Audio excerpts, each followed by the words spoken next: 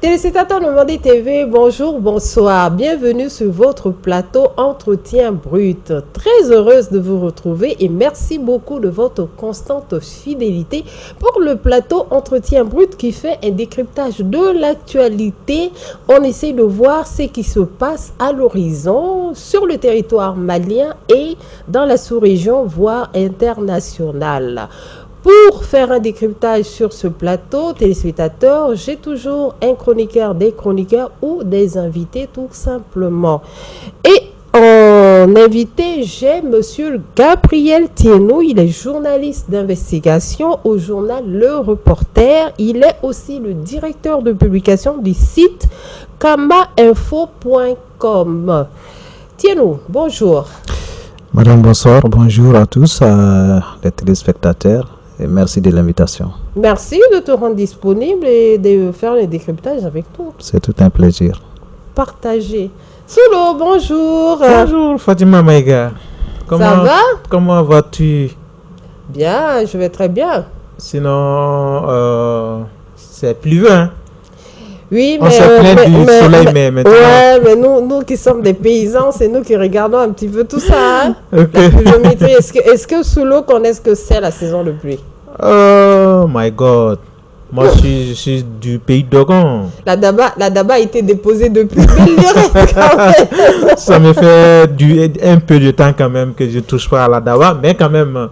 Comme on dit en Bambara, un vieux sac de piment là, quand on le secoue quand même, il faut tout. Voilà, il y a toujours quelque chose à s'éternier. Donc voilà, quand vous m'emmenez chez vous, si on vous au champ, non, vous allez devenir le véritable cultivateur. En tout cas, pour l'instant, vous ne savez pas là où se trouve la daba. C'est surtout ça. On remercie aussi nos téléspectateurs de la diaspora qui nous regardent beaucoup. Vraiment, merci beaucoup de votre fidélité.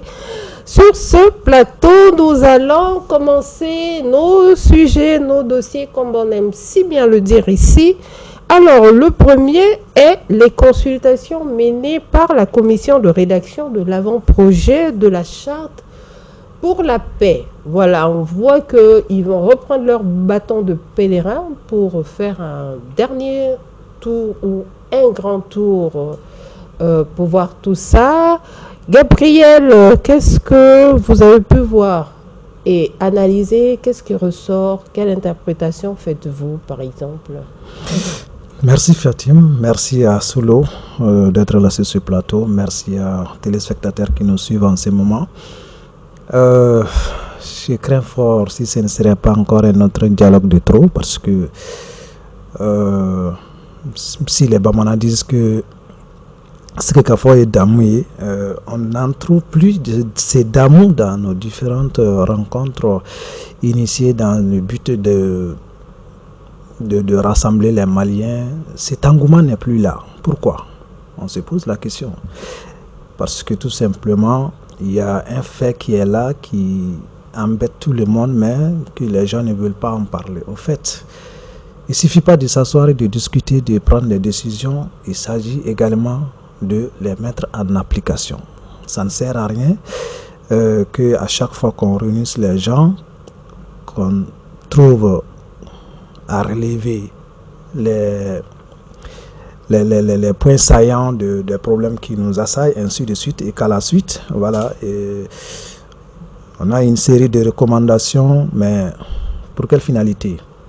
Je ne pense pas que sur le plan, dans une analyse assez pas trop élargie, je ne pense pas que la réconciliation soit une question des chartes. On n'en a pas besoin. La réconciliation, ça doit être des pratiques, des faits réels qui touchent le quotidien des Maliens et qui les réconfortent dans leur position de citoyens, avec leurs droits préservés, leur sécurité assurée par l'État et leurs besoins en tant que citoyens dans tous les compartiments de leur vie soient préservés par l'État. On a tendance à croire que le Mali, c'est Bamako. Aujourd'hui, les gens sont cours de ça et là, en essayant de donner encore un contenu à une une nouvelle assise, mais pour moi, on peut se passer de ça. Et le plus urgent aujourd'hui, le plateau d'Ougon, on enterre tous les jours les morts, et l'alerte est toujours donnée en amont des attaques meurtrières, mais quel recours est fait et donné pour appuyer les populations dans leur détresse.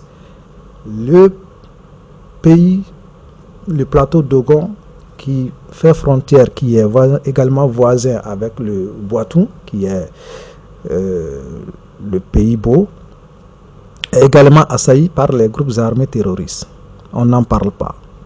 Les paysans aujourd'hui ont de la peine à se rendre dans leurs champs en cette période d'hivernage où ils ont besoin de cultiver, de faire des productions et afin de soutenir les besoins de leur famille, ne sont plus aujourd'hui à mesure d'aller dans leurs champs, faire les travaux sans paître. Les djihadistes déguisés, terroristes déguisés en bergers viennent les agresser dans leurs champs. Ils ne peuvent pas réagir parce que c'est des gens qui portent des armes. Voilà des choses aujourd'hui pour moi qui ont beaucoup plus de la légitimité et d'attente des Maliens auxquels le pouvoir actuellement doit réellement faire face. Sans parler du plan politique. Sur le plan politique, on en a des acteurs politiques qui sont enfermés en prison. Il y en a qui sont en cavale.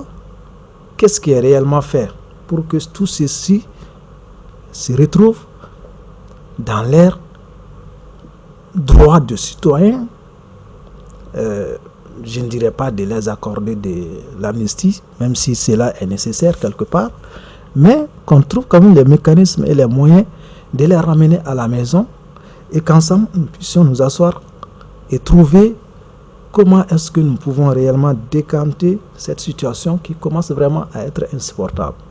Et ce n'est pas dans une charte qu'on pourra décréter cette entente entre les Maliens. C'est dans les faits de tous les jours, c'est dans les dispositions et dans les démarches entreprises qui réconfortent les citoyens dans leurs droits et devoirs, certainement, qui nous pourrons réellement parler de réconciliation. La charte, les écrits, les textes, nous connaissons la finalité. Ce n'est pas rassurant. Et je pense que ce serait encore une nouvelle fois une perte de temps et en énergie aussi bien qu'en ressources financières. D'accord, merci beaucoup pour cette analyse. On a pu essayer d'avoir l'avis de quelques citoyens un petit peu pendant les reportages. Il y a beaucoup qui admettaient et qui affirmaient qu'on a l'impression que c'est juste une exécution des recommandations des assises nationales qui est en train de se faire. Sinon, dans les faits, réellement, ça n'avance pas. Solo, votre... Bon, je crois que Gabriel a touché quand même la grande partie de ce que nous aussi, moi personnellement, je comprends pas. En l'occurrence, aujourd'hui décréter à travers une charte la paix et la réconciliation au Mali, et surtout quand cette volonté politique d'aller vers une paix, une réconciliation propre au Mali est affichée. De l'autre côté, dans les pratiques, c'est le contraire qui se produit au jour le jour. Et pas plus tard que, comme il a dit, les hommes politiques 11 avaient été mis sous mandat de dépôt. Et tout récemment, on a vu un autre aussi qui avait été en quelque sorte kidnappé parce que ça s'est pas fait, son arrestation ne s'est pas quand même passée dans les règles de l'art parce qu'il a été quand même stoppé au niveau du pont. Je parle là du coordinateur de la CEMAS. Lui aussi, il est en détention, donc il fait. Maintenant, le nombre fait 12. Ce sont des hommes politiques, des mouvements, des leaders des partis politiques ou des mouvements et associations politiques. Et en la matière, parce que cette semaine, quand même, là, comme vous l'avez dit dans sa tournée, le comité en charge de la rédaction de l'avant-projet a rencontré quand même la classe politique, comme même si on sait que d'un côté, on nous dit que c'est des recommandations ou des résolutions, soit des ANR ou des dialogues intermaliens, mais dans ces deux rencontres, comme ça ne concerne que des rencontres tenues ou organisées par la transition, il est aussi dit de diminuer les partis politiques. Et quand on voit la rencontre entre la classe politique et le comité, on a vu que certains qui représentaient, qui étaient là en tant qu'hommes politiques, ne représentaient que leur seule personne dans leur propre formation politique. Des groupuscules, des partis, des mini-partis, des partis minuscules qui étaient là, qui avaient 2-3 militants. Pas assez de poids. Exactement. Donc, tous les partis qui ont des poids politiques sur l'échiquier politique malien ne sont pas allés. Et le seul représentant qui était parti, c'est PPR. Lui aussi, il est allé avec des recommandations des partis signataires du 31 mars 2024. Donc, il a dit, pour aller vers une transition, aller vers une charte, une vraie réconciliation, il faut quand même libérer ceux qui sont emprisonnés et, comme il a dit, faire venir ceux qui sont en exil. Et aujourd'hui, il se trouve que même ça c'est le fond qu'on est en train de parler, même en la forme, depuis 2017, on a une charte de la transition. Une charte de la transition qui est là, avec laquelle on n'a rien fait. Et moi, à mon niveau, parce que Gabriel a parlé de gaspillage d'énergie et des moyens financiers, effectivement, moi je le rejoins en ces termes, parce que du fait que du moment où on a déjà un document similaire qui dit la même chose, qui veut la même chose, qui est là, dont on ne connaît pas l'insuffisance. Parce que quand on voit l'insuffisance d'un document ou d'un processus, on veut renouveler ou bien aller vers une reconfiguration. Et là, cette charte de la transition, on n'a pas entendu parler de cette charte de la transition. Quand le décret de la mise en place du comité de rédaction de l'avant-projet de la charte de la transition, c'est comme beaucoup de Maliens, quand vous leur demandez aujourd'hui, comme vous l'avez dit, des Maliens dans les rues, ils vont dire que c'est un nouveau document. Parce que l'ancien là, comme au Mali on ne lit pas, et on ne prend pas en compte les anciens ou pour les régimes précédents, on a mis ça dans les terroirs, ce n'est pas pour l'État. Donc, il a parlé des questions sécuritaires. Mais, c'est vrai, aujourd'hui, moi qui suis du pays d'Ogon, chez nous, on est meurtrier, on est meurtri, on est en deuil, parce que chaque jour qui passe, il n'y a pas un jour qui passe où on ne tue nos parents. Et l'association Guinna Dogon a même interpellé plusieurs fois les autorités actuelles pour prendre cette question en compte. Mais au-delà de ça, si au Mali, aujourd'hui le Mali est en crise, c'est parce qu'il y a une partie du territoire ou une partie des fils du Mali qui ont quand même pris des armes contre ce pays-là. Et ces enfants, où sont-ils? Ils sont où? Parce que la réconciliation, quand même, c'est avec tout le monde. C'est pas avec les gens qui sont d'accord avec la même vision. Aujourd'hui, à Bamako, comme il a dit, on a l'impression que le Mali s'arrête à Bamako.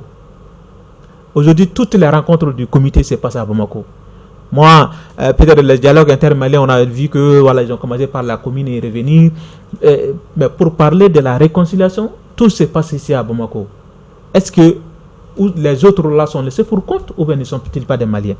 Donc, on a beaucoup de questions, comme l'a dit Gabriel Tchenou. On a beaucoup de questions à se poser et la pertinence même de cette charte.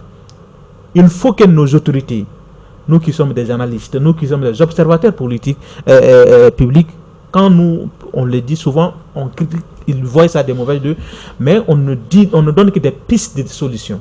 Parce qu'on est quand même à l'écoute de la base, de bas peuple, on remonte ces informations. Une réconciliation, une paix ne se décrète pas. Prenons l'exemple de la Côte d'Ivoire. Comment Alassane a fait pour pacifier cette Côte d'Ivoire-là? Ceux qui ont quitté Côte d'Ivoire, il leur a ouvert la porte pour qu'ils reviennent. En l'occurrence, Babo, Charles Blé Goudé, ils ont bénéficié de ça. Ils sont aujourd'hui, la Côte d'Ivoire est aujourd'hui beaucoup plus mieux que quand Ouattara venait au pouvoir. Donc, il y a des décisions politiques courageuses qu'on doit prendre si on veut l'intérêt supérieur de la nation. On dépasse son ego personnel. On dépasse ce qu'on t'attribue. Quand on dit à Gabriel non, lui là, il est rigoureux, il est ceci, il est cela. C'est pas dans tous les domaines on doit être rigoureux.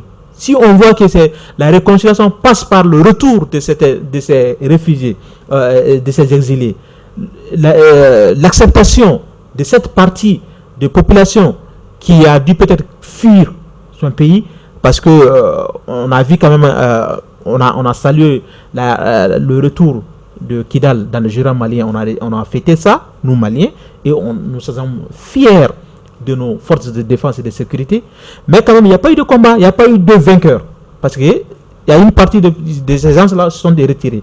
Donc ces gens, comment on peut les refaire venir sur la table de négociation pour une vraie paix? C'est de ça il s'agit. Ce n'est pas d'écrire sur le papier, dire à Bamako ici on signe, le président a promulgué, la charte est là, ici, si la charte, est-ce que la charte là c'est sur le terrain, ça marche? Mais est-ce que l'approche des consultations avec les autres aussi n'est pas une remise en cause de la précédente charte, en se disant peut-être que de face to face on pourra éventuellement rediscuter, ou vous pensez que oui, c'est toujours un renouvellement d'une approche qui auparavant a été déjà faite? Parce que ce qui est aussi qui donne du poids, parce que quand le décret est sorti pour la nomination des membres, on a pu voir que c'est encore l'ex-premier ministre Youssouf qui revient. Ça veut dire quoi? Dans l'interprétation, ça veut dire qu'il a sûrement des compétences, c'est sûr. Il a pu mener, en tout cas jusqu'au bout, le dialogue intermalien. On se dit peut-être lui confier cette tâche d'élaboration de l'avant-projet de la charte. Je ne défends aucune personne ici, mais c'est ce que j'aimerais bien avancer. Gabriel. Je ne dirais pas le contraire, mais sauf que on vient de le rappeler, la paix ne se décrète pas. La paix se construit avec des concessions, des mesures fortes, avec l'application de la loi, les recommandations issues des autres assises. Qu'est-ce qu'on en a fait? Où en sommes-nous dans leur application? Et c'est à partir de là qu'on peut, soit on se sent réellement avoir fait des avancées dans l'application de ces recommandations, et on y voit à travers le climat social que la confiance commence à revenir entre les acteurs des forces vives de la nation. Mais si ce n'est pas le cas, en quoi réellement il faudrait encore aller? Mais d'ailleurs, qui sont les personnes consultées? Ne sont-ils pas les mêmes qui avaient été consultés pour les ANR, pour le dialogue intermalien? Je crois que vraiment, il faut sortir vraiment de certaines démarches qui ne nous font pas réellement avancer, réellement dans le processus d'un retour à la paix et à la cohésion sociale. La personne de Youssouf Maïga, j'ai beaucoup d'estime pour lui. C'est un grand homme, un homme d'État. Mais je pense que, voilà, je suis tellement... je viens toujours me retrouver à un seul point. C'est que la paix, pour l'avoir, la confiance, pour qu'elle soit restaurée, c'est avec des actions concrètes. Moi, je peux avoir des relations avec vous. J'ai une part, c'est-à-dire, je partage beaucoup de choses avec vous, mais pour que ma confiance puisse réellement vous être admise, c'est de par des actions que vous et moi avions conclu qui marchent bien, qui me prouvent à suffisance qu'un tel, c'est une personne de parole, d'engagement, il est rigoureux, il n'est pas quelqu'un de dupliqué. C'est-à-dire, là, je peux avoir confiance en la personne. Mais dans notre contexte, on veut tout simplement passer de cérémonie en décrétant des choses qui ne vont jamais être appliquées. Premièrement, vous n'allez pas avoir la paix et la réconciliation dans un État quand les populations ne sont pas traitées sur le même pied d'égalité. Vous avez des gens qu'on arrête de façon arbitraire, on les envoie en prison. Vous avez des gens qui font exactement la même chose que pour laquelle d'autres croupissent en prison, mais qui sont là. Et quel genre de cohésion vous voulez avoir dans ce genre de contexte? On prend des lois, on prend des décrets, on les applique de façon partielle. Et l'impartialité également de l'État vis-à-vis de certains citoyens, comme je viens de le dire tantôt par rapport aux arrestations arbitraires. Ça ne profite pas à ce que on ait l'espoir d'aller vers une réconciliation. Ce n'est pas possible. Les lois sont faites pour être appliquées. Si vous trouvez que la loi elle est trop dure pour réellement ramener la paix par rapport à certaines situations, on en a vu des gens ici, des criminels amnistiés. Et des gens aujourd'hui en difficulté vis-à-vis de la loi et de ce régime d'exception ne doivent pas faire exception. Il faudrait qu'on comprenne que des gens ont tué, on les a amnistiés, et ce n'est pas parce que d'autres sont en divergence de point de vue politique qu'il faut vraiment les pourchasser et les envoyer en prison. Je pense qu'il faut dépasser tout ça, trouver une alternative de telle sorte que les uns et les autres, que leurs droits soient préservés, que leur sécurité soit assurée un peu partout sur le territoire par les plus hautes autorités, que leurs besoins les plus élémentaires soient assurés. Nous allons certainement parler de la SOMAZEP avec sa qualité d'eau qu'elle nous offre, ou de EDM qui peine à fournir de l'électricité aux citoyens pour lesquels, à cause de laquelle les entreprises s'émergent. On est en train de... Oui. On est asphyxié un peu partout dans nos entreprises.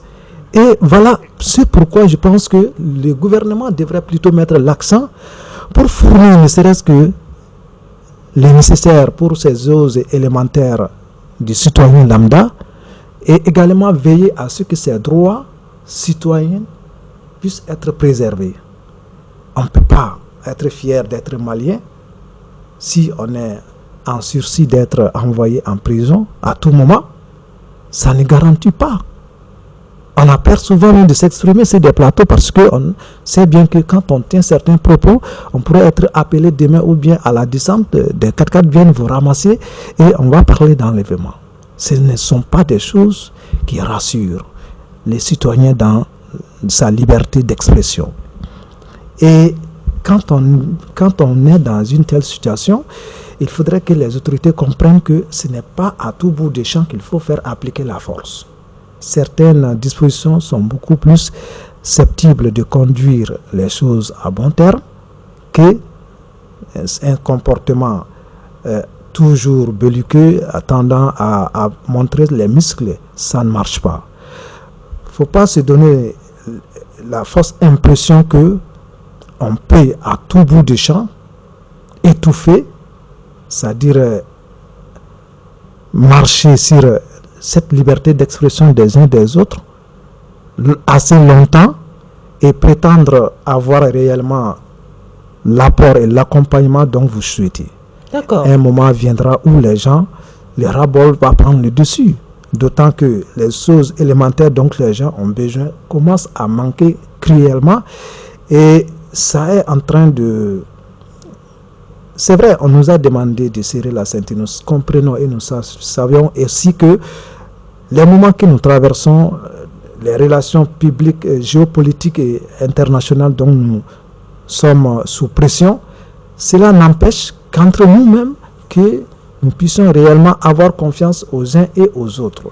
Et que s'il y a des incongruités qui ont eu lieu de ça et là, qu'on trouve le moyen de passer sur tout ça et de faire venir tout le monde. De pouvoir maintenir un climat de paix et de sécurité. Et de sécurité pour tout le monde. Pour tout le monde. La balle est déjà partie avec cette commission qui vont assez énergiquement. Hein. Ça va être pratiquement le même processus, hein, le même procédé que le dialogue intermalien. Qu'est-ce qui est rattrapable à ce niveau-là? Est-ce qu'il y a encore des outils qui est possible de mettre en place pour pouvoir rattraper vite les choses avant de terminer c'est l'élaboration de l'avant-projet? Bon, comme vous l'avez dit, hein, ils n'ont pas assez de temps, ils n'ont que 2 mois. Le président leur a donné 2 mois pour lui proposer un avant-projet. Moi, je reviens plutôt à la question de la personne de Ousmane Oussefi Maïga. Est-ce que, voilà, il peut... bon, moi, on le reconnaît, il est un homme d'État, il est un homme de principe. Toutes les valeurs qu'on lui accorde lui vont bien. Mais, c'est l'homme de la situation? Parce que Ousmane Oussefi Maïga ne peut pas quitter des Gao, ne peut pas venir dans Songo, où là-bas les populations, les communautés ne se parlent pas, ou bien lui-même il ne peut pas aller là-bas en tant qu'originaire de là-bas et rester ici à Bamako pour dire que moi je peux diriger ce genre de mesures. Les Maliens n'ont pas cette habitude de dire que je ne peux pas. Selon moi, à la place de Oussefi, je crois que même Imam Mahmoud Diko, les gens vont lui mettre dans le cadre, ce qu'il a dit dans le cadre d'un opposant qui parle à Oussefi Diko, mais quelqu'un qui a à peine, parce qu'avec le Coran, avec Irganda et tout, on sait que aujourd'hui le problème du Mali c'est ce côté du nord là. Même si aujourd'hui le centre est rentré dans la danse et tout, mais quand même c'est le nord qui depuis 2012 qui nous entraîne vers le bas au Mali ici. Et Ousmane, un homme d'État comme Ousmane Maïga, qui ne peut pas dialoguer avec ses frères là-bas, je ne sais pas comment il pourra lui être à la tête. Même dialogue intermalien, moi je n'étais pas d'accord avec le fait qu'il soit président, parce que quelqu'un, comme je disais, mais souvent on a l'impression qu'on leur confie la présidence aussi pour ne pas rester en vacances tout le temps, parce que tant qu'il n'y a pas ce genre d'activité, la présidence, on a l'impression que c'est en vacances, parce que le président Assimi Gota, c'est pas quand même un président qui est très mobile, qui ne sort pas tout le temps sur le terrain. Donc tant qu'il n'y a pas ce genre de missions ou d'activités confiées par la présidence, on a l'impression que la présidence aussi a l'impression que les Maliens vont dire qu'ils ne travaillent pas.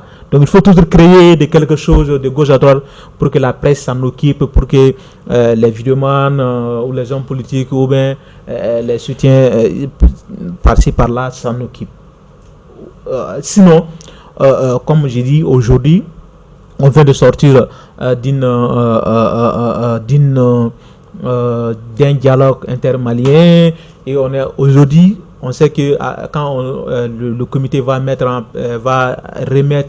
l'avant-projet au président de la transition, il va encore mettre un autre comité de rédaction ou d'uniformiser cet avant-projet là en un projet. Et pour l'adoption, on a quand même l'impression qu'ils vont appeler encore les Maliens à aller vers le CSCP pour aller applaudir l'adoption de cette charte. Donc tout ça, ça peut occuper les Maliens, ça va occuper les Maliens, ça va occuper la présidence, ça va occuper certains ministères qui sont là pour ça, ça va les occuper. Sinon, réellement,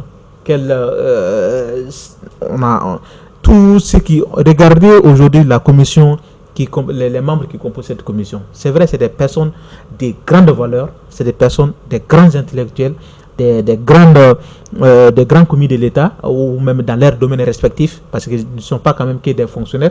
Il y a aussi de la société civile, des associations à caractère ethnique qui sont dedans, des forces, des membres de l'armée, tout bord. Il y a une bonne composante. Exactement. Mais quand on voit dans quoi ils peuvent emmener la paix, moi je ne vois pas. Parce que si, par exemple, on allait prendre quelqu'un, ça comme de manière pratique, comme Gabriel l'a dit, même si on composait ces comités avec des chefs de village,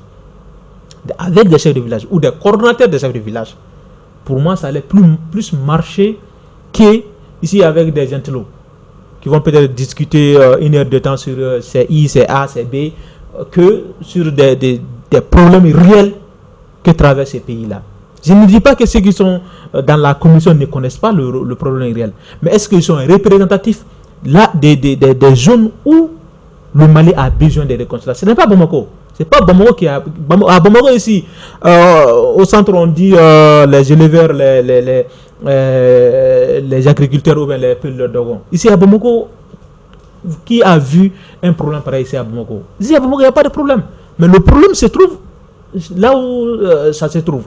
Donc, est-ce que les personnes qui sont dans cette commission-là, certaines d'entre elles, quand on leur demande, la dernière fois qu'ils ont quitté leur village, ils vont te dire il y a une décennie. Selon, merci beaucoup. Voilà, merci. Donc, ce genre de personnes, on va essayer d'avancer.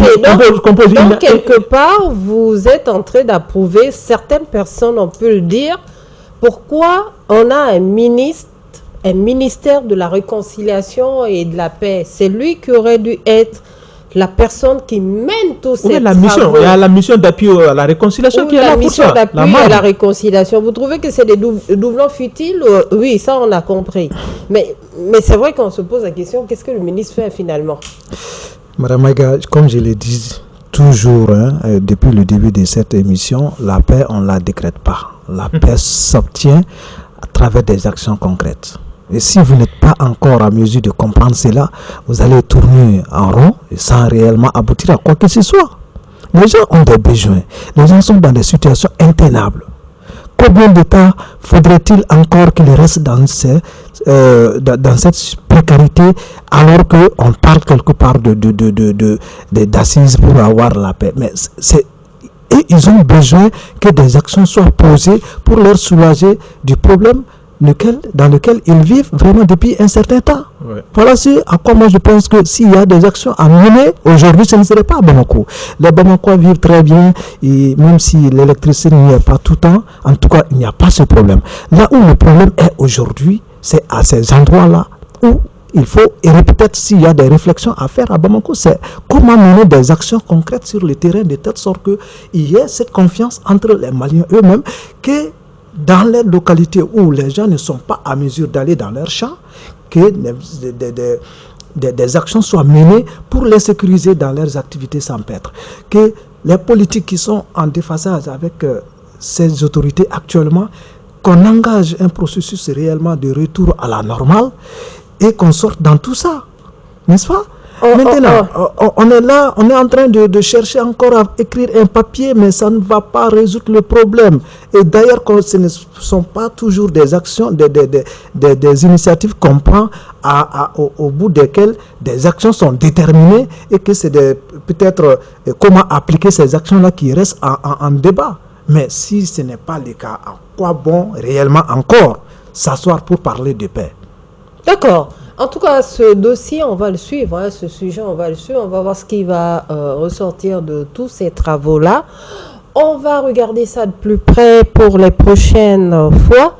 Notre deuxième sujet, monsieur, si vous le voulez bien, on y va. Il s'agit d'une lettre qui a apparu sur les réseaux sociaux récemment, il y a juste quelques jours. Voilà, c'est la lettre du syndicat autonome de la SOMAGEP, la SASO, qui envoie un courrier à la direction relative à la qualité de l'eau. Sous l'eau. Moi, quand même, ça m'a fait rire quand j'ai vu ce document du syndicat. Pourquoi adresser une lettre alors que le syndicat, ce n'est pas la direction qui travaille? Même si la direction prend des mesures, c'est quand même le syndicat, c'est eux les travailleurs. Si c'est eux les travailleurs, si les Maliens boivent de l'eau impure, de l'eau qui contient peut-être des pathologies, oui, la faute incombe à la direction. Mais quand même, venant des syndicats, des travailleurs de la société, qui, comme le disait l'autre, qui dans la lettre, quand on comprend l'esprit même de la lettre, c'est comme ils ont peur que les Maliens vont apprendre que l'eau qu'ils boivent. Vous pensez qu'ils prennent les devants avant un scandale? Bon, pas devant pour résoudre le problème, mais devant pour ne pas aller en chômage. Parce qu'ils disent dans la lettre que ça en dépend la survie même de la société. Donc, en grosso modo, quand on regarde ça, ils se défendent, ils font leur propre défense en fait, qui est la défense même du problème qu'ils soulèvent. Donc, comment des gars qui travaillent, qui sont payés pour ça dans une société, et que vous trouvez ça, et que entre vous et direction, vous ne pouvez pas avoir des réunions, vous ne pouvez pas avoir des séances de travail pour soulever, pour traiter ces questions, mais c'est à travers des lettres que vous publiez sur les réseaux sociaux, que les gens voient, que les gens réagissent, que vous faites savoir. Donc, où est le sérieux? Et moi, j'ai aimé la réponse de la SOMAGEP, de la société en question. La direction a répondu en disant que les prélèvements ou les traitements, les analyses ne se font pas sur les réseaux sociaux. Ça se font, et les conséquences, depuis qu'ils ont commencé, avant qu'ils le parce que s'il y avait beaucoup de cas de patients, de malades, et que dans les CSCOM, dans les CCRF, ou même les CHU, on a dit que voilà, ces pathologies-là sont liées du fait de la consommation de l'eau impropre. Mais on n'a jamais vu on n'a jamais vu ces cas, mais c'est le syndicat qui sort, qui alerte. Donc, genre, c'est comme les Maliens ne boivent pas, au moment où le syndicat fait son communiqué, on a comme l'impression que moi je ne buvais pas cette eau-là. Si je buvais cette eau, ce qu'ils ont dit, si c'est vraiment impropre, normalement je devais être touché par une des pathologies quand même liées à la consommation de l'eau impropre.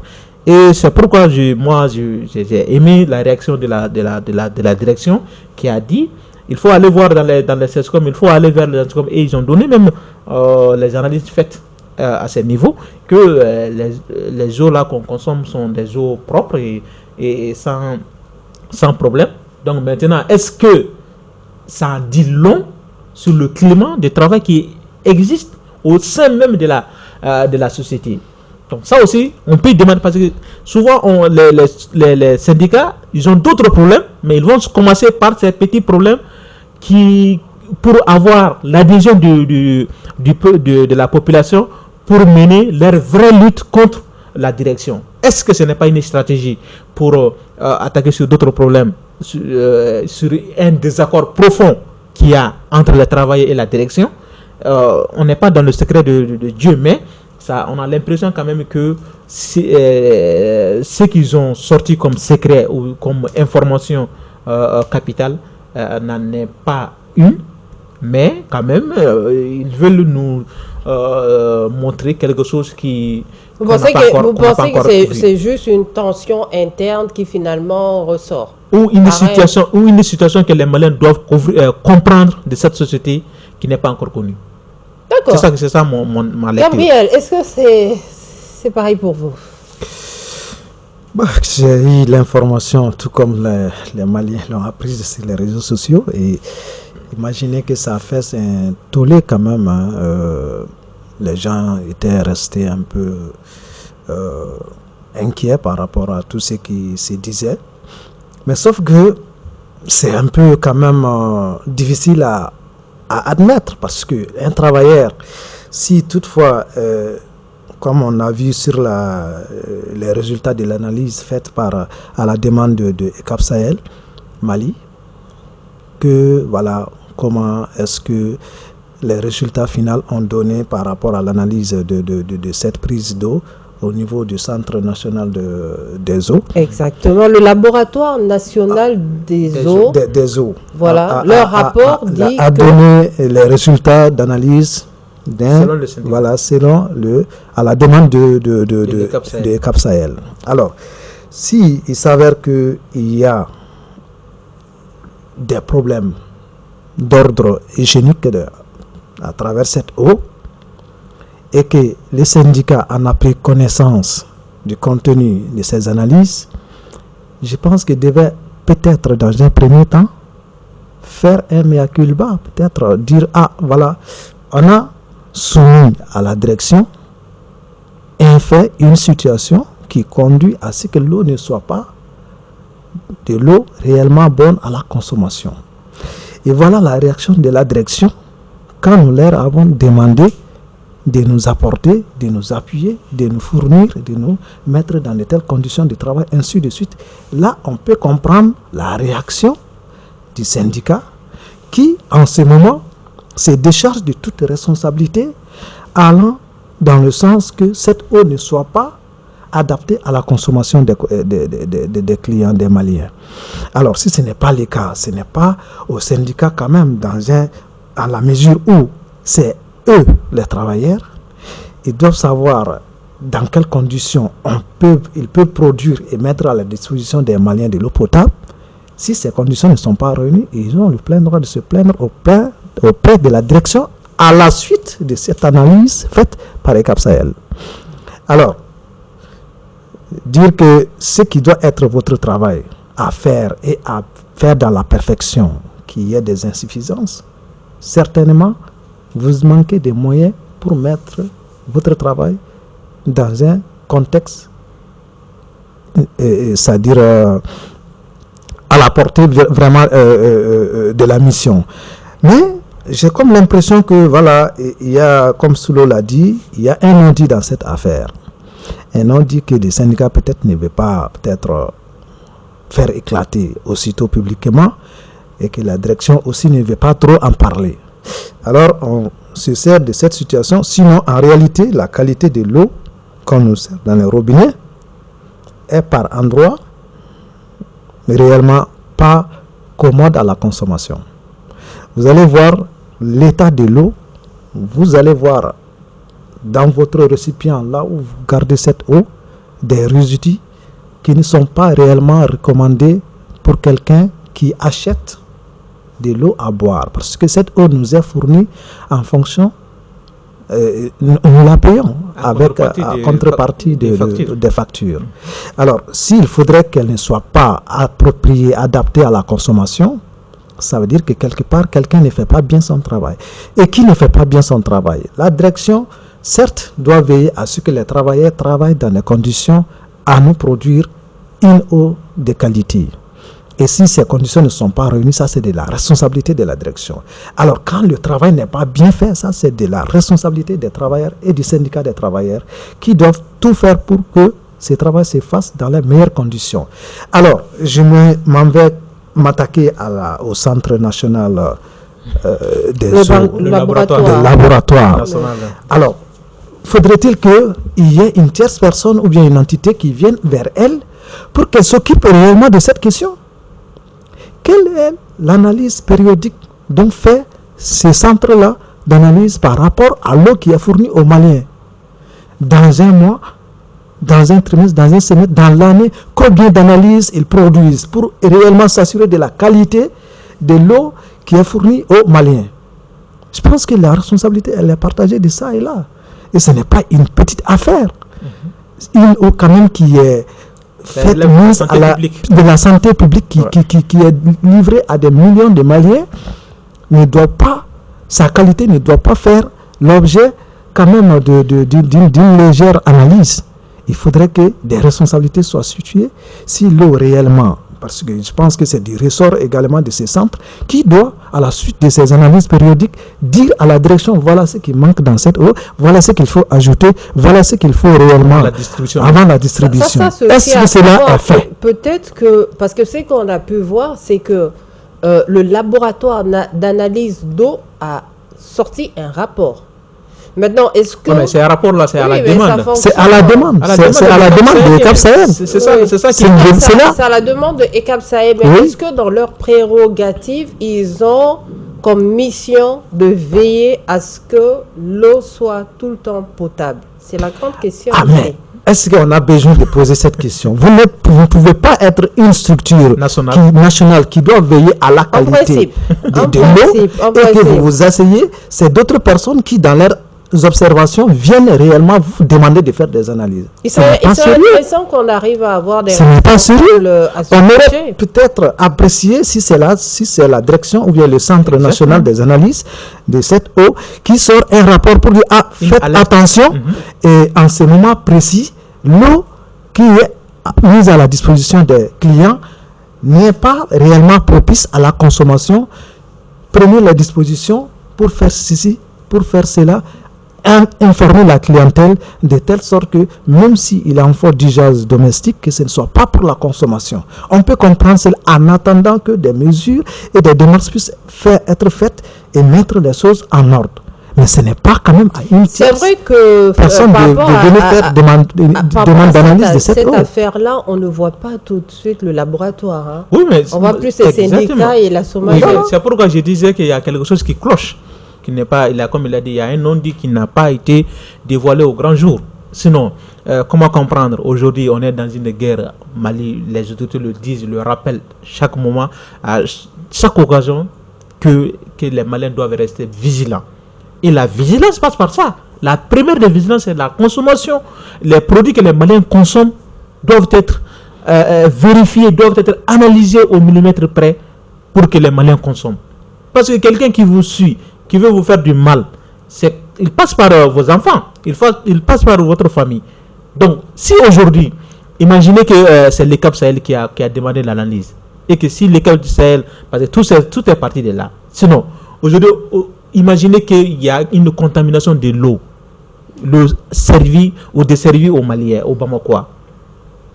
Au moment où là où ça part, et au moment où les gens sauront qu'il y a une contamination, selon vous, faites le calcul de combien de personnes pourraient avoir soit pourraient décéder, soit pourraient être malades graves, transportés à l'urgence, ou même de l'arrêt total de distribution de l'eau. Parce que moi, je rappelle, dans des pays quand même relativement bien équipés, quand il y a ce genre de situation, on interrompt la distribution de l'eau. Totalement. Et on distribue de l'eau par les services centraux de l'État. Par exemple, on peut mettre la gendarmerie, on peut mettre la police, on peut mettre la protection civile, la contribution pour aller distribuer de l'eau potable aux populations, afin de voir clair à cette eau qui est mise en cause. Et aujourd'hui, on a vu que c'est des guerres sur les réseaux sociaux, sur des communiqués interposés. On n'a pas vu, moi, j'ai pas vu une réponse claire à ce niveau. Moi, à la place du ministre de la Santé, j'allais demander l'arrêt total de tes travaux de distribution de la SOMAGEP. On arrête, on prend peut-être une journée ou 2 jours, le temps de bien voir, et on dit aux Maliens de ne pas consommer ces eaux-là. C'est peut-être contaminé. Parce qu'on ne sait pas les sources de contamination. C'est vrai qu'à pousser la réflexion, exactement, c'est très dangereux. Que l'analyse a été demandée par ECAP Sahel, qui n'est pas malien, qui n'est pas une structure malienne, une structure de gestion de crise de l'Union européenne, sachant un petit peu le contexte géopolitique. Et si on n'arrive même pas à ce que l'eau est vitale, si on n'arrive pas à ces problèmes vitaux du Malien, qui est plus vital même que la sécurité dont on parle, parce que même nos hommes sur le terrain boivent ces eaux-là. Donc, si aujourd'hui, on n'arrive pas à bien surveiller ces niveaux, parce que c'est très dangereux. Comme il a dit aujourd'hui, les travailleurs, comment on peut mettre à disposition de l'eau potable aux Maliens s'il n'y a pas d'analyse? Le centre, son but, c'est quoi? Le laboratoire. Le laboratoire d'analyse. Sa mission, c'est quoi réellement? Est-ce que c'est analyser de l'eau à la demande des clients, des privés, des particuliers, ou est-ce que c'est l'État même c'est des fonctionnaires de l'État payés par les contribuables, les pauvres contribuables maliens qui sont là-bas? C'est vraiment un scandale que même la presse même a pris à la légère, moi, à mon goût. Parce que ça devait être quand même quelque chose qui devait faire payer la SOMAGEP, les travailleurs et le centre, enfin le laboratoire, jusqu'au ministère. En tout cas, il y a des comptes à rendre. Hein. Ça, c'est clair qu'il y a des comptes à rendre aux Maliens. En tout cas, ce dossier, on va le suivre. On fera en sorte que les responsables puissent venir ici sur ce plateau et éclaircir ce sujet-là. Parce que, pour l'instant, c'est encore flou. Et ça va de la santé publique. Il faut vraiment faire très attention. Ce dossier, c'est affaire à suivre. Chers amis, confrères, on a un dossier qui vient et revient maintes fois. Il s'agit de notre dossier national même. Je rigole parce que cela me fait rigoler.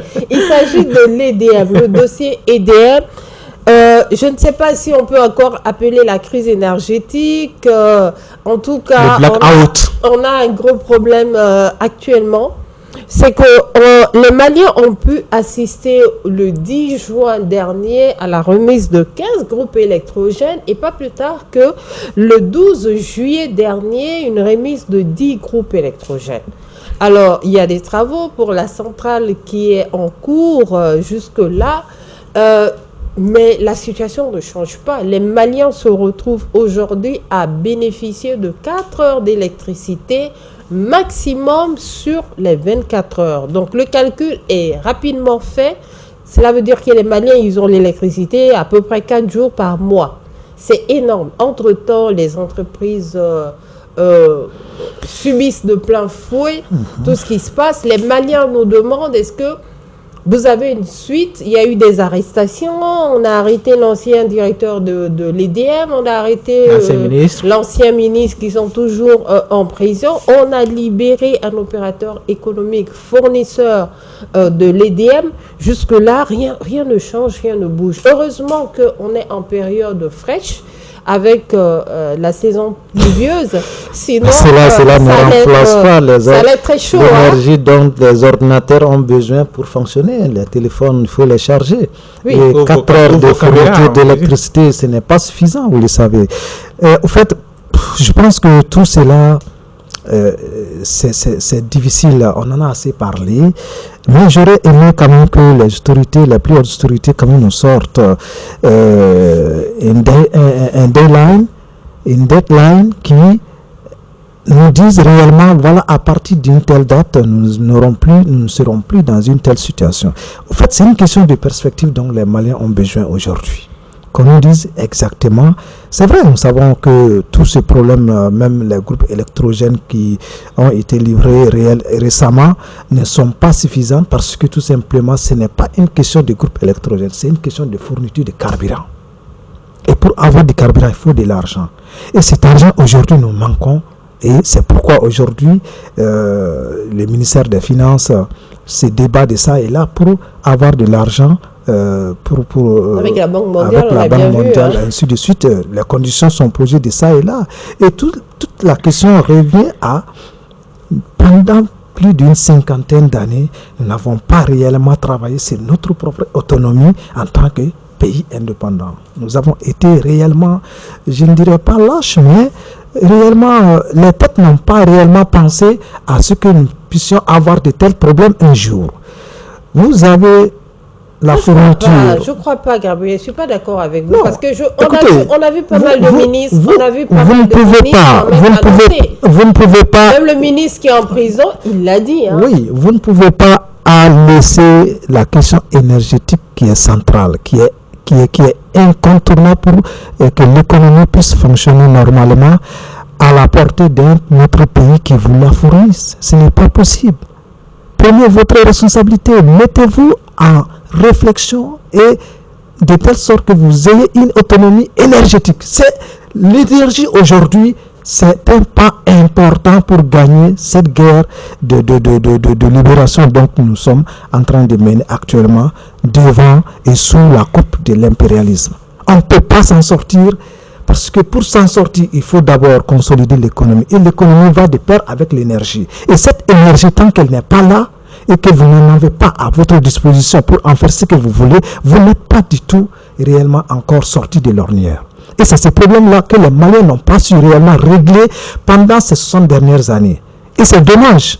D'accord. Et c'est dommage qu'on ait aujourd'hui à en parler parce que tout simplement, nous sommes en conflit de ça et là, les gens ont essayé de nous mettre la pression sur les choses qu'ils nous fournissent parce que nous n'avons pas, nous leur avons donné quand même fait savoir que nous avons cette liberté de décider de ce que nous voulons que nous soyons. Alors qu'ils ont dans d'autres agendas, ils ont d'autres projets pour nous que nous ne sommes pas prêts à accepter. Et si c'est le cas, ce qui leur revient des droits, ils peuvent réellement décider de ne pas nous priver de tout ça. La question n'est plus là-bas, Gabriel. La question ne pourra jamais quitter de là parce qu'on n'a pas été responsable pendant les 60 dernières années. C'est tout. Aujourd'hui, il faut qu'on cherche juste... Aujourd'hui, on a demandé à ce que ces autorités de la transition nous donnent un chronogramme bien déterminé de quand nous allons sortir de cette situation. C'est de ça les Maliens ont besoin. C'est ça, exactement. Moi, je crois que, comme Gabriel a dit, Gabriel, je vais à contre-courant de Gabriel en disant que les Maliens, les différents un peu de fonctionnaires ou même ministres qui se sont succédés ont quand même essayé de sortir le Mali de cette dépendance énergétique. Surtout, moi je peux parler quand même du pouvoir d'ATT quand même, qui a avec Manantali, avec Selengue, avec d'autres barrages, ils ont quand même Taoussa, ils ont quand même essayé de donner l'indépendance ou la souveraineté énergétique du Mali. Mais on n'a pas aussi peut-être l'effet changement climatique est passé par là aussi. Hein. Il ne faut pas oublier que ces centrales dont je viens de citer sont des centrales hydrauliques. Donc, qui dit centrale hydraulique marche avec de l'eau. Et avec la pluviométrie qu'on connaît ces dernières années, souvent c'est abondant, souvent ça vient même pas. L'année dernière, on n'a pratiquement pas eu 4 bonnes pluies d'une bonne saison pluvieuse. Et l'année dernière, Bamako même, on avait l'impression que il ne pleuvait pas, et la saison de pluie est passée pratiquement inaperçue, même chez moi au village.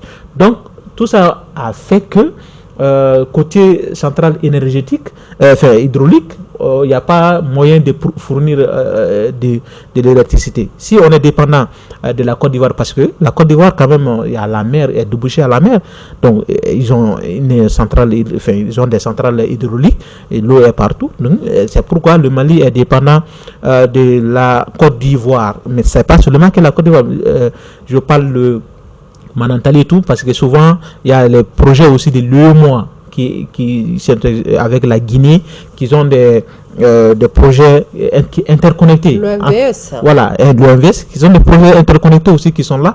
Mais très souvent, quand vous allez voir que dans certaines centrales, et malheureusement la corruption s'est passée par là, si on met une centrale, quand on fait une centrale hybride, c'est-à-dire thermique et hydraulique, ou bien thermique et solaire, on prend en charge plus le côté thermique que les autres côtés. Oui. Parce que c'est là-bas où on gagne un peu d'argent, parce que c'est là-bas où on achète les carburants, c'est là-bas où les groupes se gâtent et on réchange les pièces, et en achetant ces pièces aussi on peut faire des surfacturations ou autres. Donc c'est ça le problème en fait. Le problème de la gestion, c'est tout le problème des Maliens. On a chassé ATT parce que on avait dit beaucoup de choses sur sa gestion, on a chassé Ibeka, on a dit beaucoup de choses sur sa gestion, et même aujourd'hui cette gestion n'est pas clean, n'est pas propre comme l'eau de roche. Donc il faut le dire, pour le savoir, il faut quand même lire les rapports de VBG ou de l'OCLEI. On voit que sur ce point, la transition n'a vraiment pas pu faire grand chose, malgré les arrestations rocambolesques qu'on a pu voir. Donc dire que les autorités n'ont pas pensé à solutionner, ça c'est autre chose. Mais aujourd'hui, le problème qu'on a, la question par exemple de production solaire n'est pas d'actualité. Exactement, parce que là aussi, les spécialistes ont dit aussi, les solaires, oui, si c'est hybride, c'est bon. Mais compter exclusivement sur les solaires, ça peut pas marcher. Parce qu'aujourd'hui, par exemple, au moment où nous enregistrons cette émission, nous diffusons cette émission, vous allez trouver que la situation, vous allez voir que il y a pluie. Et quand il y a pluie, ça joue sur les batteries, sur les panneaux solaires. Et puis, il y a un spécialiste qui disait même que le rendement, chaque année, le rendement des centrales solaires diminue de volt en volt, de mégavolts en mégavolts. Donc ça aussi, c'est un problème, parce que les batteries s'usent. Quand les batteries sont usées, il faut les remplacer. Donc, il y a beaucoup de choses qui se passent. Mais aujourd'hui, le vrai problème qu'on a quand même, c'est vraiment du fait qu'on est en bruit avec notre voisin ivoirien. Et dans certaines situations, par exemple, moi j'ai lu tout récemment, cette semaine, que c'est mercredi, ou c'est mercredi, oui, ou bien c'est jeudi, le Niger est sur la voie d'aller négocier ou d'aller discuter, dialoguer avec le Bénin. Et c'est ça qui nous manque au Mali. on est avec la passion, on est avec le cœur. Très souvent, moi, je crois qu'on ne voit pas l'aspect en politique ou quand on est dirigeant, on ne va pas aller. Moi, je n'accepte pas ça. Ce n'est pas comme ça marche quand on est dans un monde globalisé, mondialisé, interdépendant comme actuellement. Donc, il faut que nos autorités prennent, même s'il faut aller vers vous gardez votre indépendance, vous gardez votre souveraineté, vous partez, vous faites marché de gagnant-gagnant. Les Ivoiriens sont des vendeurs. Un commerçant et un acheteur, si l'acheteur se fâche, le consommateur, si l'acheteur se fâche, ce n'est pas au consommateur ou à l'acheteur ou au vendeur qu'il fait mal. Il fait mal à lui aussi. Si l'acheteur aussi se fâche, ce n'est pas au vendeur il fait du mal. Il se fait du mal à lui aussi. Donc nous, on est dans cette situation. Il faut que nos autorités trouvent cette solution parce qu'un spécialiste, un grand, je crois, un ancien de l'EDM disait que le problème à court terme de l'EDM aujourd'hui, c'est retourner vers la Côte d'Ivoire. Déjà en termes de coût. Exactement. On peut aller vers la Côte d'Ivoire. On peut aller vers la Côte d'Ivoire tout en travaillant chez nous à nous développer avec les achats des groupes qui viennent, avec l'installation, avec la mise en service des centrales solaires qui vont produire bientôt, voilà, dans une année quand même. Dans une année. Donc, une année seulement pour aller dire à notre voisin, voilà, on revient à la table de négociation, voilà, nous on a ça, vous avez ça, donc comment on va s'attendre sur ce niveau. Donc je crois que c'est ça qui nous manque pour sortir. Et aussi, parce que il faut que les autorités, quand on est aussi au pouvoir, on ne voit pas tout, on n'entend pas tout. Et pour qu'on entende, pour qu'on voie, il faut que les gens aussi qui vivent de cette situation montrent qu'ils vivent une situation intenable. Et malheureusement, on a l'impression que nous qui sommes des journalistes, qui sommes sur les plateaux, c'est vrai, on est la voix des sans-voix, on peut parler à l'air, non? Mais ce qui est de l'action pour montrer que vraiment on vit pas, on vit mal, on est en survie, la situation est ténèbre. Il faut montrer quelque chose. Il faut dire, des solutions. peut-être aller, comme c'est pourquoi. Est-ce que le Mali déjà, est-ce qu'il y a la société civile? Parce que c'est le rôle aussi de la société civile des élevés pour aller voir les gouvernants, pour aller dire, voilà, la société civile n'arrive pas à tenir, n'arrive pas à vivre. Il faut faire ça, il faut faire ça. Mais cette société civile, elle est où? Moi, le président du Conseil national de la société civile, un certain Alain Vraiment Touré, depuis avant notre naissance, il est toujours le président.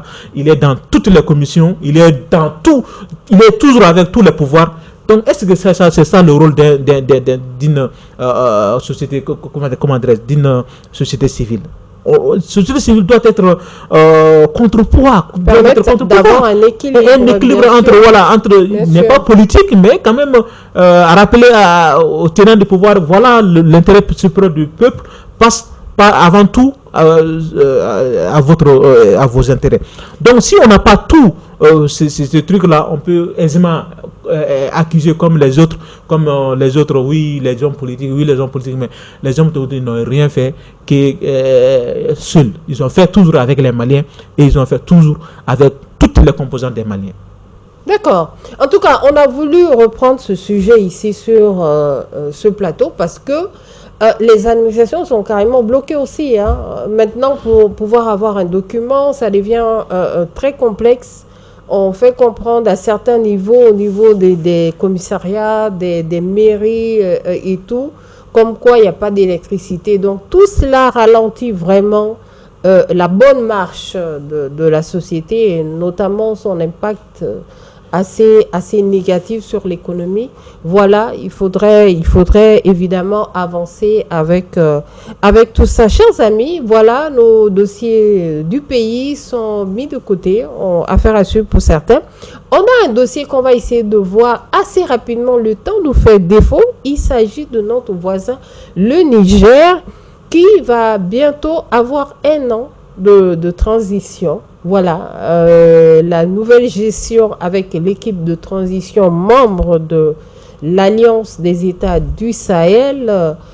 Bazoum toujours en arrêt. Quel bref bilan on peut faire? Positif, négatif, les choses avancent aussi ou ça stagne un petit peu? Moi, je dirais que ni Doka Bama sa Doka Natedia. Au fait, si Bazoum n'avait pas été démis de ses fonctions, je pense que les avancées que nous avons eues, même dans le processus de récupération de Kidal, on aurait eu du mal à les faire.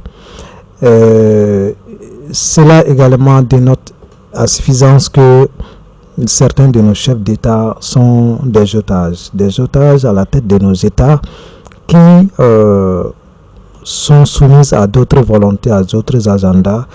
Et le cas Bazoum nous illustre parfaitement cet état de fait quand il dit que les djihadistes, les terroristes sont mieux aguerris au combat, mieux dotés que nos armées. On a vu que c'est tout à fait le contraire. Depuis que Bazoum a été mis de côté, le Niger, quand même en partenariat avec le Mali et le Burkina Faso, a pris le dessus sur les groupes armés terroristes. C'est vrai, c'est une situation sécuritaire assez délicate parce que l'ennemi n'est pas tout le temps visible. Il se camoufle de ça et là pour porter atteinte à la vie des gens. Mais l'arrivée du général Abdourahmane Tiani a changé beaucoup de choses, non seulement pas pour le Niger, mais aussi pour le Burkina Faso, le Niger, de par les alliances qu'ils ont conclues, de coopération, de partenariat sur un certain nombre de choses.